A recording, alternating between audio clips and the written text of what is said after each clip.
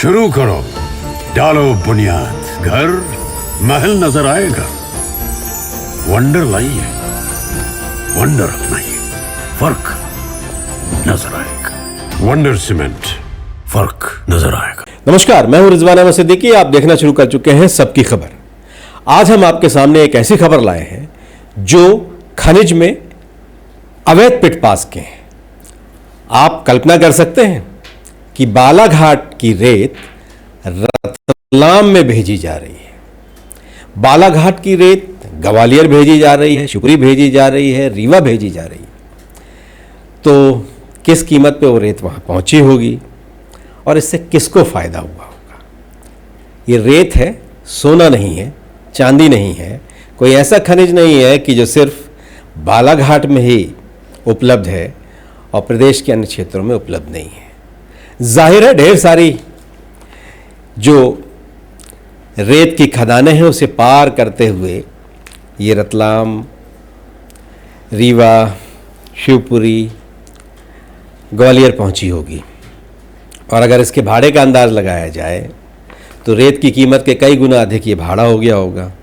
लेकिन फिर भी ये कारनामा माइनिंग विभाग की और ज़िला प्रशासन की बालाघाट के मिलीभगत से लंबे समय से रॉयल्टी चोरी हो रही है, अवैध उत्खनन हो रहा है, अवैध भंडारण हो रहा है और जिम्मेदार हैं कि इस पर कोई कार्रवाई नहीं कर रहे हैं। जाहिर है कि उन्हें भी इसका लाभ हो रहा है। ये कंपनी है, मार्च में ये कंपनी इसने ठेका लिया था बालाघाट में। इस कंपनी का नाम है national energy and services Wainganga mining works private limited. मेरे पास ये बहुत मोटी सी शिकायतों का एक पुलिंदा है। शिकायतकर्ता भी मेरे साथ मौजूद हैं, उनसे भी हम आपको से बात करेंगे। लेकिन अगर आप इस शिकायत से अंदाज़ लगा लें कि इस शिकायत में ढेर सारे पिटपास हैं। ये जो आपको दिख रहे हैं, हम स्क्रीन में भी आपको दिखाएंगे बाद में। ये ढेर सारे पिटपास हैं जो रतलाम के हैं, ग्वालियर के हैं, जैसा हम जिक्र कर रहे थे, इन सब जगहों के हैं। और मोटा मोटा अगर हम अंदाज़ लगाएं तो यहाँ भाड़ा ही 60-70 हज़ार रुपये लग जाएगा। तो 15,000 रुपये के आसपास बिकने वाली रेत वहाँ क्यों भेजी जा रही है और इससे किसका लाभ हो रहा है, या भेजी भी जा रही है कि नहीं जा रही है, इस सारे विषय पर हम आपसे बात करेंगे। हमारे साथ मौजूद है जितेंद्र उर्फ राजा लिल्हारे। ये शिकायत करता है, लंबे समय से शिकायत करते रहे हैं, आरटीआई एक्टिविस्ट हैं, शिकायत करते रहे हैं। इनकी शिकायतों पर कभी कभी कार्रवाइयाँ होती हैं लेकिन ज़्यादातर कार्रवाइयाँ नहीं होती। आज इन्होंने फिर माइनिंग के प्रिंसिपल सेक्रेटरी को आज इन्होंने फिर एक शिकायत प्रेषित की है, उनके यहाँ रिसीव कराई है बाकायदा। वो शिकायत का पूरा पुलिंदा मेरे पास है और इस विषय पर हम इनसे बात करेंगे। राजा जी, आपका बहुत बहुत स्वागत है। क्या है ये पूरा मामला, अगर हम संक्षिप्त में समझें? देखिए, ये मामला पूरा जो मामला है, ये एक रॉयल्टी पर लगभग 5 से 6 रॉयल्टी की चोरी का मामला है। और बालाघाट ज़िले से लगभग 650 किलोमीटर दूर में जो ज़िले आते हैं, रतलाम ज़िले, ग्वालियर ज़िले, वहाँ की एक रॉयल्टी काटी जाती है। और एक रॉयल्टी में इनको समय मिलता है 23 से 24 घंटा, 25 घंटे का। और इतने समय में ये लोग लगभग 5 से 6-7 डंपर रेत बालाघाट में और बालाघाट के पास के जो जिला है, सिवनी जिला, यहाँ पर बेचते हैं। और इस तरह से ये लोग एक रॉयल्टी पर 5 से 6 डंपर रेत की चोरी करते हैं और 6 रॉयल्टी की चोरी करते हैं। ये रॉयल्टी की चोरी करते हैं। इसके अलावा जो मैं अभी ये देख रहा था पिटपास, इसमें जो कैपेसिटी है, जो डंपर जिससे जा रहा है उसकी जो कैपेसिटी है और जो रॉयल्टी जो है वो, उसमें बहुत ढेर सारा अंतर है। क्या है ये? देखिए, इसमें जो है कैपेसिटी है डंपर वाहन की, जो इसकी कैपेसिटी 15 क्यूबिक मीटर रेत भरने की कैपेसिटी है, जो रॉयल्टी में भी स्पष्ट रूप से दिख रहा है। और रॉयल्टी उसमें 25 क्यूबिक मीटर की काटी जा रही है। सीधे सीधे यहाँ पर भी 15 क्यूबिक मीटर रेत की चोरी की जा रही है और इसी तरह से सारी रॉयल्टी काटी जाती है। लगातार मेरे द्वारा बालाघाट के प्रशासन को इस पर शिकायत की जा रही है, मगर इसमें गोल गोल घुमाया जा रहा है। मैंने लगातार कलेक्टर बालाघाट को शिकायत की है, इसकी पुलिस अधीक्षक को इसकी शिकायत की है। पुलिस अधीक्षक ने तो मेरे बयान दर्ज करवाए अपने एसडीओपी कार्यालय से। उसके बाद मुझे ये एक पत्र दे के इन्होंने कहा कि ये शिकायत खनिज से संबंधित होने के कारण हम उनको भेज रहे हैं। और जब खनिज विभाग से मैंने आरटीआई में इसकी जानकारी लिया तो वो मुझे हम कह रहे हैं कि हमारे पास जीपीएस लोकेशन डंपरों के और रॉयल्टी में उल्लेखित ड्राइवर के मोबाइल नंबर के लोकेशन की जांच करने के साधन उपलब्ध नहीं है, इसलिए हम ये जांच नहीं कर सकते। तो फिर आप बताइए कि जांच कौन करेगा? आपने उनसे नहीं पूछा, आपने दोबारा नहीं कहा कि ये जांच किसी और से कराइए जो करे सक्षम से? मैंने दोबारा फिर से जब उसका माइनिंग का जो जवाब आया उसके बाद दोबारा फिर से मैंने कलेक्टर को और पुलिस अधीक्षक महोदय को लिखा है कि आपके पास साइबर है और आप साइबर से इसकी जांच करवाइए, मगर उस पर भी कोई जांच नहीं हुई है।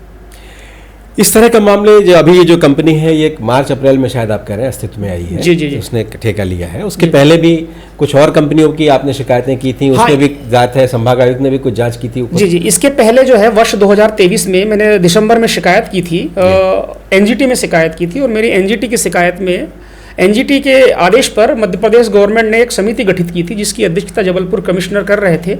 उसमें मुख्य वन संरक्षक बालाघाट भी थे, आईजी बालाघाट भी थे, क्षेत्रीय प्रदूषण नियंत्रण बोर्ड की टीम भी थी, और संयुक्त टीम ने छापामार कार्रवाई की 4 जनवरी 2024 को। क्या उसमें उस टीम में कमिश्नर खुद भी थे क्या? हाँ, कमिश्नर खुद भी थे ना, अभय वर्मा जी खुद भी थे उसमें। और इनने छापामार कार्रवाई, ये मेरे बयान लेने के लिए 5 जनवरी 2024 को आने वाले थे। मैंने इनसे निवेदन किया कमिश्नर से कि आप एक दिन पहले आइए ताकि मैं आपको जो वस्तु स्थिति है वो दिखा सकूँ। तो ये 4 जनवरी को आए तो इन्होंने देखा कि बालाघाट जिले के कटंगी विधानसभा क्षेत्र के जो चिचोली और डोंगरिया ग्राम है, वहाँ जो बावनथड़ी नदी बहती है, वहाँ पर रेत का बहुत बड़ा बड़े 4 अवैध भंडारण इनको मिले। ये रेत ठेकेदार जो था उस समय का राजेश पाठक, इसके बेटे पवन पाठक की 4 पॉकलैंड मशीन अवैध घाट पर पकड़ाई। जो स्वीकृत घाट था उसके पास के घाट से इन्होंने लगभग 30 एकड़ अवैध उत्खनन कर डाला था, वहाँ इनकी जमीन मशीन पकड़ाई थी। और स्वीकृत घाट में भी, जहाँ से इनका घाट प्रारंभ होता है उसके पहले 120 मीटर बाई 100 मीटर, गहराई 3 मीटर अवैध उत्खनन किया। बीच में इनका स्वीकृत घाट है, उसके पीछे 544 बाई 160 मीटर, वहाँ से आगे भी लूट गया, पीछे भी लूट गया। ये उन्होंने संभाग आयुक्त ने पाया और लगभग 16 वाहन वहाँ उन्होंने जब्त किया, 6 से ज़्यादा एफआईआर दर्ज की और 7 अवैध भंडारण पकड़े, और सभी भंडारण जिनकी ज़मीन पे किया था उन जमीन मालिकों को भी मामला इन्होंने पंजीबद्ध किया। उसके बाद फिर क्या हुआ? कुछ इनसे रिकवरी हुई? क्या हुआ? कितनी रिकवरी? उसके बाद एनजीटी में ये मामला गया। एनजीटी ने मुझे मेरा पक्ष रखने ही नहीं दिया, मुझे पता ही नहीं, और मामला एक तरफा वहाँ पर एक तरफा ऑर्डर हो गया। और उन्होंने अपने ऑर्डर में कहा कि बालाघाट का खनिज विभाग ठीक काम कर रहा है, समय समय पर कार्रवाई कर रहा है, और मुझे सुना भी नहीं गया, कोई नोटिस नहीं, कोई फ़ोन नहीं किया।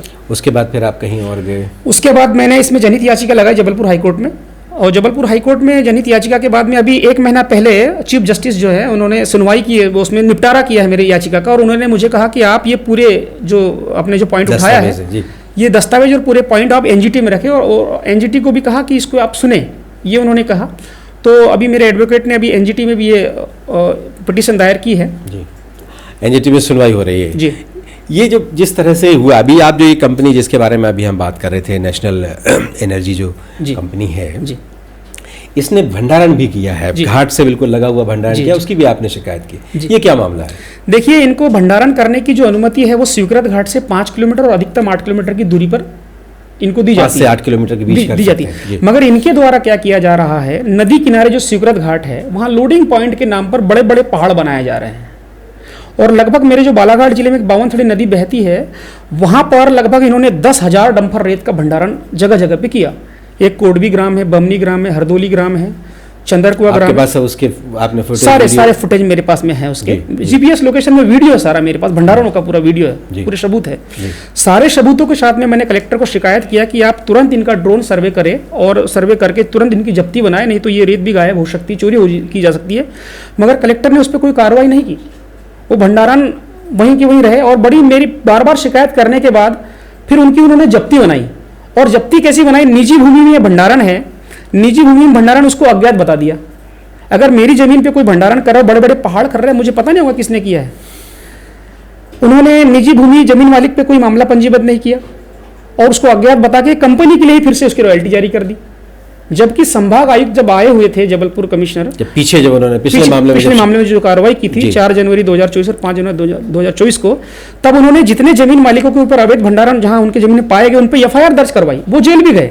मगर इनके द्वारा उनके ऊपर कोई एफआईआर दर्ज नहीं की जा रही है। कंपनी को बचाने के लिए पूरा खेल किया जा रहा है। अगर उन पे एफआईआर दर्ज होती है तो वो जमीन मालिक बता देंगे कि कंपनी ने ये भंडारण किया था।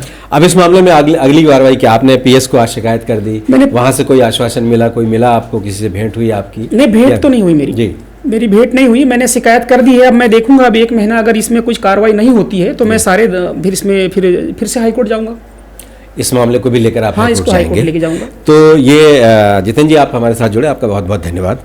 तो इस पूरे मामले को अगर हम मोटा मोटा समझें, अवैध भंडारण, अवैध भंडारण कुछ इस तरह से है कि जहां निजी भूमियों पर अवैध भंडारण किया गया, जिस पर आरोप लगाया गया, जिसकी शिकायत की गई कि अवैध भंडारण इनका है, उन्हीं को बाद में वो सामान सौंप दिया गया। गजब काम करने का तरीका है बालाघाट के प्रशासन का। कलेक्टर साहब, कुछ तो शर्म होनी चाहिए ऐसे मामले में। रेत बहुत महत्वपूर्ण चीज़ है और ये नदी के घाट का मसला है। जिस तरह से इस तरह की चीज़ों को शासन के प्राकृतिक रूप से जो आप नुकसान पहुंचा रहे हैं, आपकी इस कार्रवाइयों से नुकसान हो रहा है, सरकार को बड़े पैमाने पर आर्थिक क्षति हो रही है, रॉयल्टी का नुकसान हो रहा है, अवैध परिवहन हो रहा है, ये सब कुछ हो रहा है, लेकिन प्रशासन इस खेल में शामिल है। बहुत ही शर्मनाक बात है। इसके साथ साथ पुलिस की कार्रवाई और गजब है।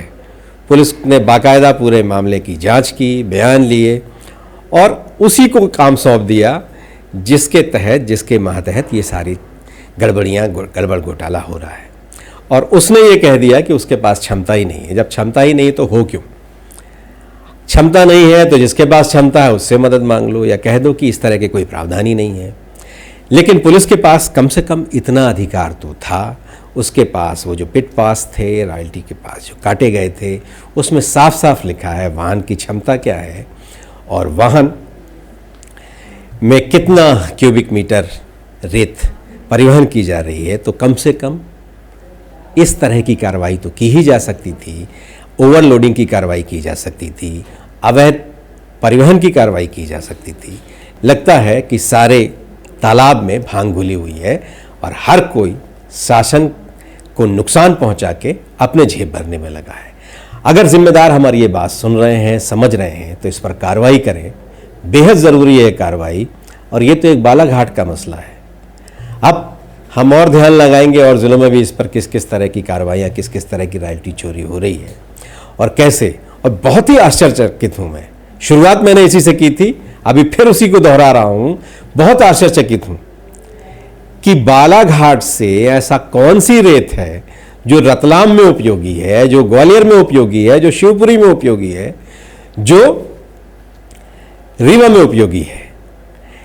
जितेंद्र लिल्हारे ने जब जानकारी मांगी आरटीआई से कि कलेक्ट्रेट में कौन ठेकेदार कौन सी रेत उपयोग कर रहा है, तब उसका जब पिट पास होने दिया गया तो उसमें भी रीवा लिखा हुआ था। रीवा की रेत बालाघाट में ही सप्लाई कर दी गई। पूरी किस किस तरह से नियम कानून की धज्जियां उड़ाई जा रही हैं, कितनी बेशर्मी से भ्रष्टाचार हो रहा है और किस अंदाज में ये कार्रवाइयाँ हो रही हैं और कैसे ठेकेदार को लाभ पहुंचाया जा रहा है और ठेकेदार भी अनियमित गतिविधि में शामिल है। अभी तक इस पर कोई भी सुनवाई, कोई भी कार्रवाई नहीं हुई। जितेंद्र लिल्हारे इसको लेकर हाईकोर्ट जाने की भी चेतावनी दे रहे हैं। अभी उन्होंने पीएस से उम्मीद की है और हम पीएस से हम भी उम्मीद करते हैं कि जितना हम उन्हें जानते हैं, उमाकांत उमराव साहब को जितना मैं जानता हूँ, वो एक बेहतर कार्रवाई करने वाले स्वच्छ छवि के अफसर हैं और हम उम्मीद करते हैं कि उस पर ये ज़रूर संज्ञान लेंगे। धन्यवाद। अगर आपको हमारे कार्यक्रम पसंद आए तो इसे लाइक कीजिए, कमेंट कीजिए, शेयर कीजिए और हमारे चैनल को सब्सक्राइब अवश्य कीजिए। Join the next be the best, Bundelkhand का सबसे विशाल और आधुनिक विश्वविद्यालय ज्ञानवीर यूनिवर्सिटी। ये सिर्फ एक यूनिवर्सिटी नहीं, ये है आपके सपनों का लॉन्च पैड। यहाँ मिले आपको smart classrooms, modern campus, updated labs और एक्सपीरियंस्ड फैकल्टी। हर स्टूडेंट को मिलता है कॉन्फिडेंस, ग्रोथ और एक ब्राइट करियर का प्रॉमिस। नए सेशन के लिए एडमिशन ओपन है, तो इंतजार कैसा? आज ही कांटेक्ट कीजिए।